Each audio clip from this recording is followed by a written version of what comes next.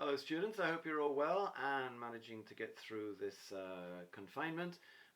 This is the final lesson of European economics, and this is the commentary to go with your revision document. So you need to go to my website, reesonomics.eu, lesson European economics, lesson number 14, and open up the revision document. The best thing is to go through the revision document yourself and then watch the video afterwards.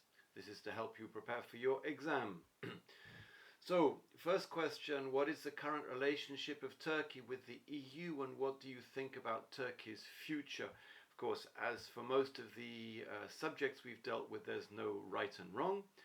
You need to remember the current relationship is a customs union. If you can't remember what a customs union is, look through your notes so you remember what it is. Then remember some of Turkey's difficulties concerning the occupation of northern Cyprus, the Armenian genocide, the public opinion in Europe and the difference between the European Commission's approach and the people's approach. And what do you think the future will be? That's the one on Turkey. You won't have time for all of those answers, but these will cover some of the things which you'll have in your exam. Number 2, I export 15,000 lawnmowers from France to the USA. The elasticity of my product is -2. The value of the dollar increases by 10%. What are my future sales likely to be? Well, France is in the Eurozone, so we're exporting from Eurozone to a dollar zone. The value of the dollar increases by 10%. Therefore, my goods in euros, once they arrive in the USA, will be 10% cheaper. Elasticity is negative, which means if the price goes down, sales go up. It's elasticity -2, so 10% times 2 is 20%, so my sales will increase by 20%. 20% of 15,000 is 3,000, so my new sales should be 18,000. Next one, what is the history of the Common Agricultural Policy and why is or was the CAP so important? If you remember, we need to go back to the Second World War, the typical military process of blocking supplies coming to your enemies. In this case, it was the German submarines sinking shipping coming into Europe, and Europe was import dependent. We didn't have sustainable agricultural security. So during the war, the men left the farms as well. We didn't produce enough, we couldn't produce enough, and there was rationing.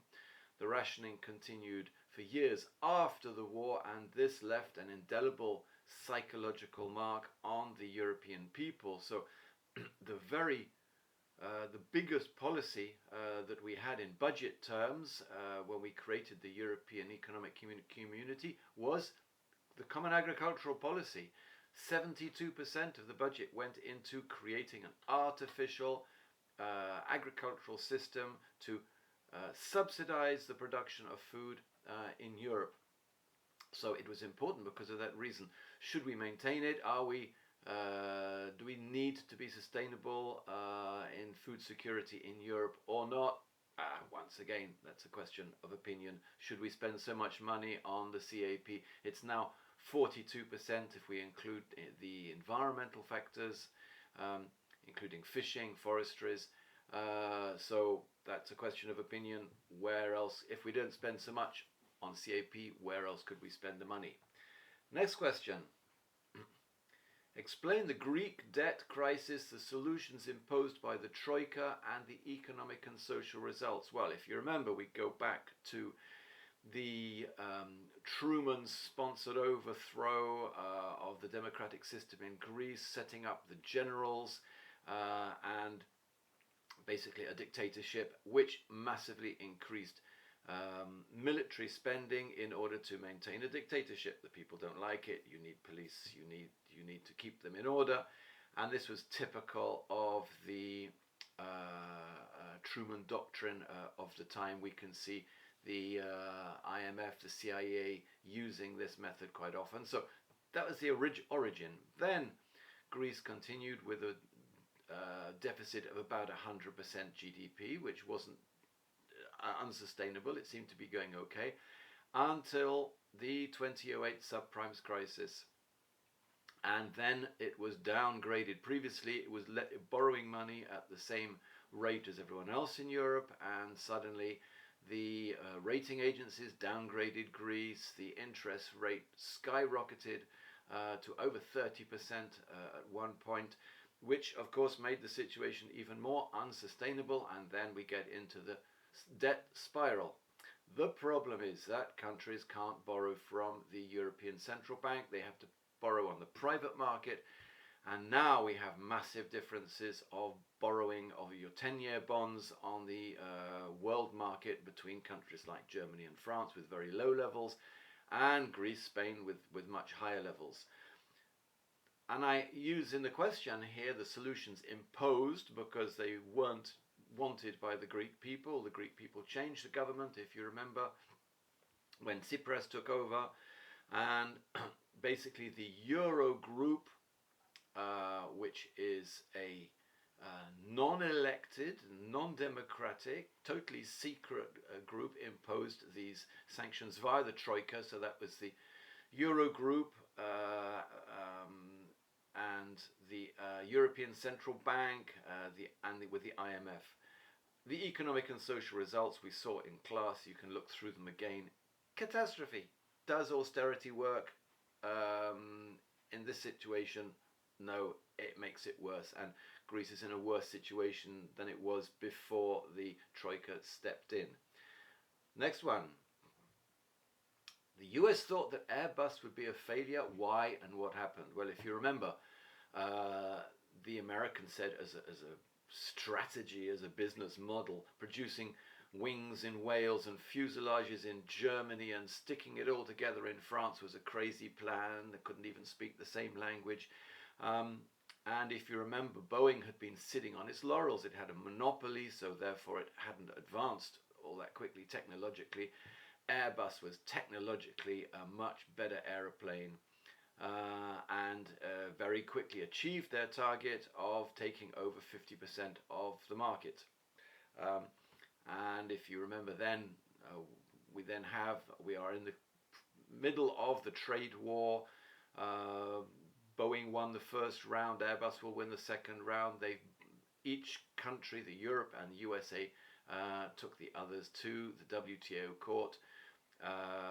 The Americans blamed blamed Airbus for setup costs being provided. The Europeans didn't like the hidden subsidies coming through the Pentagon for Boeing. So very difficult, technical, messy problem for the WTO. And in the meantime, China is picking up on the technology and will become probably the third major producer in the future. Next one. Oh, I forgot to mention also the tactics of the difference of point-to-point or hub-to-hub systems. And Airbus, the A380s, failed because it was based on a hub-to-hub policy. The American Dreamliner was based on point-to-point policy. So it's all about strategy and getting the right plane for the market in the future, because of course you have to work years and years in advance. Next one. Which criteria need to be fulfilled to join the EU? Well, you remember the Copenhagen criteria. You need to look at those again.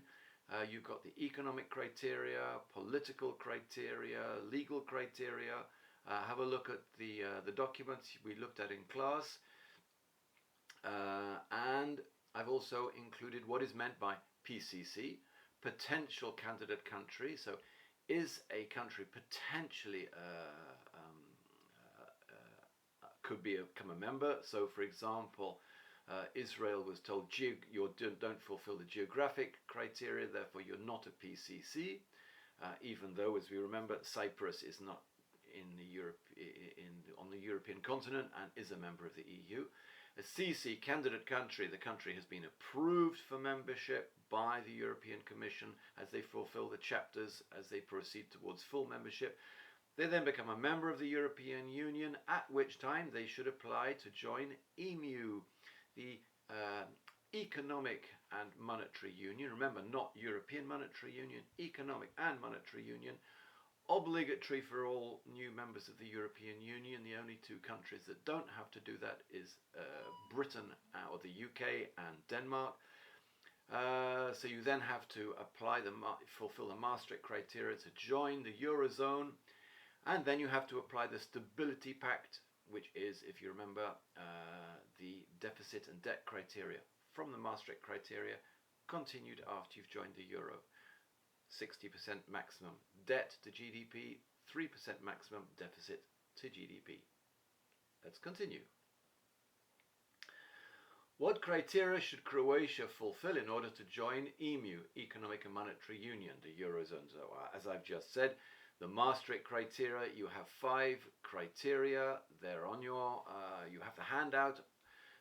So if you remember, you've got inflation, interest rate, deficit, debt, and belonging to the European rate mechanism, whereby you have to tie your currency in within a band to the value of the euro.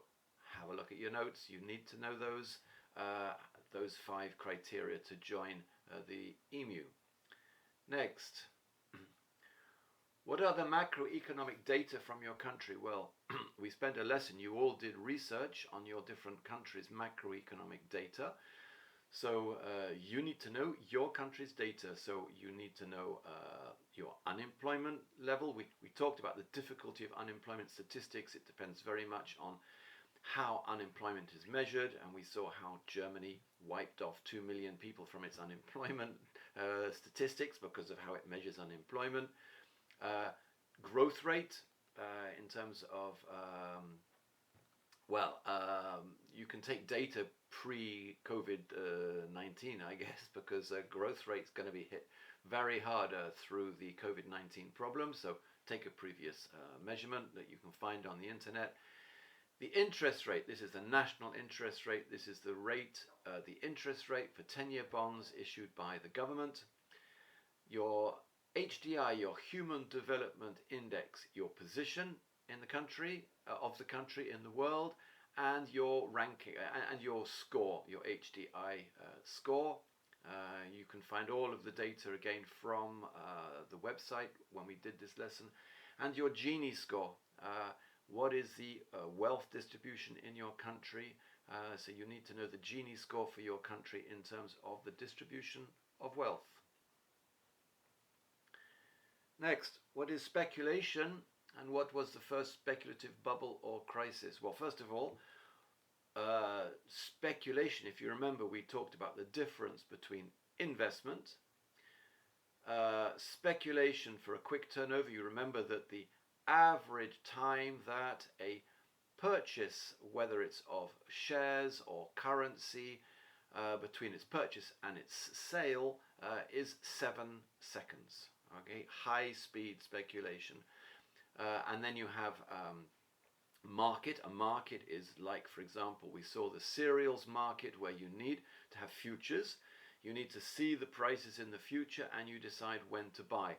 If you're purchasing materials for use, like cereals to make bread, it's a market. If you are purchasing futures to resell without ever touching the cereals, it's speculation. And the first speculative bubble that we looked at was tulip mania. I did a video on this because this was after the shutdown. So the first one was tulip mania. If you didn't, I think you've all seen the video, but if you didn't see the video on tulip mania, take another look. Next question. Describe one fiscal policy or fiscal evasion and the effects on society when changes are made to that policy. So you've all done research on one specific fiscal policy. So that's either a tax, like income tax, corporation tax, or it's a duty, tobacco duty, petrol duty, or fuel duty, alcohol duty. One group looked at fiscal tax evasion and tax avoidance. we included also benefits like unemployment benefits. The important thing this gives you a chance for your exam to show what you've understood from your research. And the important thing is what happens when you increase or decrease your particular tax. What is the effect on the country, on society? I would like to see things like, first of all, talking about direct and indirect taxes, tax drift.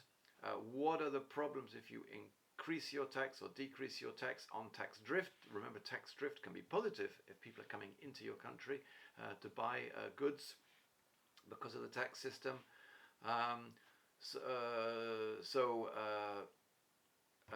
How does it affect? How does a country affect behavior of its citizens by using fiscal policy? And what are the consequences in terms of, do you want more money coming into the coffers, or is it to change people's behavior? That's fiscal policy. Then, lobbying. Well, thank you for your lobbying presentations. I've received all of them except for one who I've contacted by mail. I won't give his name on the video. So I'll be marking those next week and send you the feedback from your presentations. So again, this gives you a chance from your lobbying research to be able to use it in the exam. I hope you found it interesting by doing a bit of research. And it's quite surprising how much money is spent in Brussels on lobbying and why, which was the whole purpose of your presentation. Next, what do you see as the future of the European Union? Again, very subjective. We've seen rising nationalist groups, anti-European groups across Europe. Is Europe working? The other lesson that you've just had today about certain weaknesses of the Eurozone, I might have time to include a short video on what will be the response to COVID-19 and the economic and political consequences. Is Europe going to change direction? As I've said to you in class, my feeling is that it's driving into a brick wall quite quickly, and we could see the breakup of the European Union. That's personal, but your idea of the future of the European Union. And finally, we have the Brexit, which was your previous lesson. So what was the cause of the Brexit? Why did people feel unhappy with the European Union? What were they trying to achieve by the Brexit? And how do you think it will end? Because they're still in the negotiation process to see what will be the relationship between the United Kingdom and the single market, Europe. What will be the relationship with the UK and the rest of the world? What impact might it have on the United Kingdom? Will other countries follow the Brexit? Will we have other countries deciding to leave if they see that the UK actually does okay? So it's too early to say yet. I think they're going to suffer quite severely, but as I said in the presentation, even if they go down to WTO rules, 10% import tariffs, so what? Devalue your pound by 10%, problem solved. So we'll see what happens. So again, your opinion. I am looking forward to some good results from your exams. I hope you've enjoyed the course. Sorry that we haven't had lessons in class, which is obviously more interactive, more interesting, but that's how it goes. Don't forget, even after the end of the course, you can always contact me, let me know what's going on in your lives. Sometimes students keep in contact for years. It's always interesting to see what you do in the future. Okay, that's it. Bye-bye.